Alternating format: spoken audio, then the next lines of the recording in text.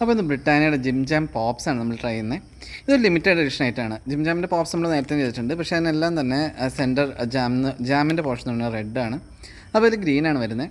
അപ്പോൾ ഇതിൻ്റെ ഒരു ലിമിറ്റഡ് എഡിഷനാണ് ഇവിടെ തന്നെ എഴുതിയിട്ടുണ്ട്. അപ്പോൾ ഈ ഒരു പാക്കിന് നമുക്ക് കോസ്റ്റ് ഒരു 20 രൂപയും നെറ്റ് വെയിറ്റ് 70 ഗ്രാമുമാണ്. ഇത് നമുക്ക് കണ്ടാൽ തന്നെ അറിയാം, ബിസ്ക്കറ്റും അതിൻ്റെ ഉള്ളിൽ ചെറിയ വേറൊരു ലെയർ ക്രീമും ഒരു ജെല്ലി ടൈപ്പ് ജാം എല്ലാം കൂടെ ചേർത്താണ്. അപ്പോൾ ഇത് നമുക്ക് സംഭവം നോക്കാം.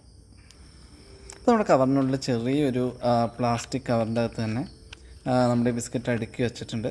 ഇതാണ് നമ്മുടെ ഐറ്റം. നോർമൽ ബിസ്ക്കറ്റിനെക്കാളും കുറച്ചും കൂടി ഒരു ഓറഞ്ച് കളറാണ് ഈ ബിസ്ക്കറ്റിൻ്റെ ഏരിയയിൽ തോന്നിയത്.